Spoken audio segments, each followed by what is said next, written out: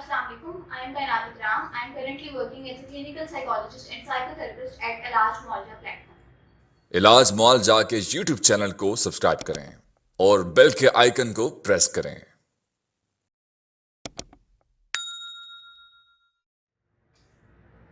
आज हम जिस टॉपिक पे बात करने जा रहे हैं वो है panic attack. Panic attack panic disorder का ही एक पार्ट है। एंजाइटी डिसऑर्डर की टाइप में आता है पैनिक डिसऑर्डर।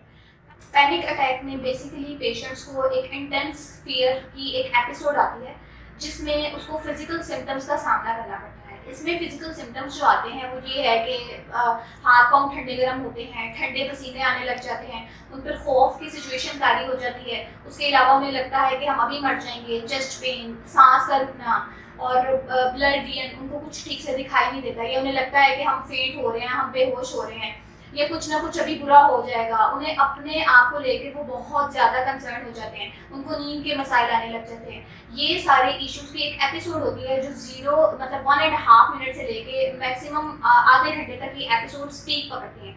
आधे घंटे के बाद आहिस्ता आहिस्ता आहिस्ता आहिस्ता ये सिम्टम्स कम होना शुरू हो जाती है। इसमें पेशेंट को सबसे ज्यादा मेन जो उसको फियर होता है उसे अगले एपिसोड के आने का फियर होता है कि मुझे पता नहीं ये एपिसोड, ये जो तबीयत मेरी खराब हुई है, ये दोबारा कब हो जाएगी।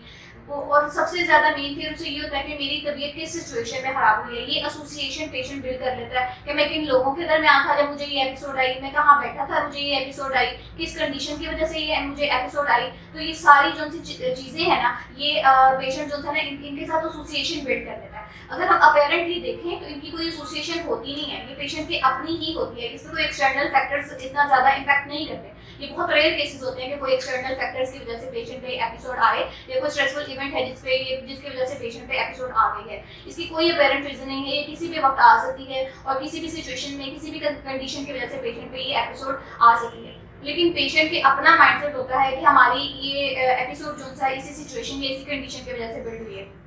तो पेशेंट इसके रिएक्शन में क्या करता है, पेशेंट उन सिचुएशंस को, उन लोगों को अवॉइड करने लग जाता है। वो दोबारा से वो डरेगा उस जगह पे जाने से जहां उसको लास्ट एपिसोड हुई। वो उन लोगों में मिलने बैठने से डरेगा जहां उसको ये एपिसोड हुई। अगर हम पैनिक अटैक की कॉजेज की बात करें तो उसमें ये है कि सबसे पहले आपकी फैमिली हिस्ट्री, कि आपकी फैमिली में किसी को पैनिक अटैक्स तो नहीं आते, या किसी को पैनिक डिसऑर्डर तो नहीं है, या किसी को एंजाइटी डिसऑर्डर की कोई और टाइप, या किसी को एंजाइटी का ही इशू तो नहीं है। क्योंकि ये एक ऐसी चीज़ है जो लाजमी नहीं है कि अगर आपकी फैमिली में किसी को एंजाइटी है तो, या किसी को डिप्रेशन है तो आपको वही हो। ये तो हार्मोनल लेवल्स का खेल है ना, जिस किसी के कोई हार्मोन्स न्यूरोट्रांसमीटर्स रिलीज होते हैं, किसी के कोई न्यूरोट्रांसमीटर्स रिलीज होते हैं। तो ये हार्मोनल लेवल की वजह से अगर किसी को एंजाइटी का इशू है तो आपको पैनिक अटैक का इशू हो सकता है। तो ये कोई हार्ड एंड फास्ट रूल नहीं है कि आपको भी एंजाइटी का ही इशू हो। मेन चीज़ ये। दूसरी चीज़, कोई स्ट्रेसफुल इवेंट हो गया है आपके सामने, किसी की डेथ हो गई है, उसके बाद ये इशू आ गया कि आपको पैनिक अटैक्स आना शुरू हो गए। क्योंकि इसको देखा जाए तो ये फियर का है, फियर का इशू। इंसान के दिमाग में ये खौफ बैठ जाता है कि मैंने ये सिचुएशन देख ली है, अब वो अपने आप को लेके बहुत ज़्यादा कंसर्न हो जाएगा कि मेरी तबीयत दोबारा ख़राब हो जानी है, मुझ पर ये एपिसोड दोबारा किसी भी वक्त आ सकती है।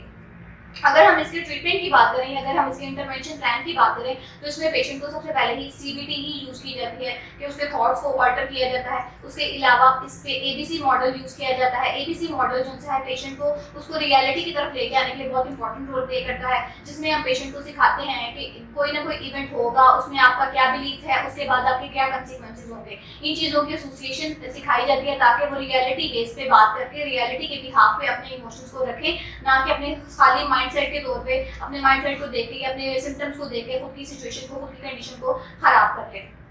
इसके अलावा हम पेशेंट्स को रिलैक्सेशन एक्सरसाइजेस बताते हैं, उनको डीप ब्रीदिंग करना सिखाते हैं, उनको वॉक, उनको एक्सरसाइज की एडवाइस करते हैं और पेशेंट्स को कहते हैं ज़्यादा से ज़्यादा अपनी फैमिली के साथ टाइम स्पेंड करें, जितना ज़्यादा हो सकता है हेल्दी एक्टिविटीज़ में इन्वॉल्व हों, ताकि इन पैनिक अटैक्स की ड्यूरेशन को और इनके सिम्टम्स को आहिस्ता आहिस्ता कम किया जा सके। Thank you so much.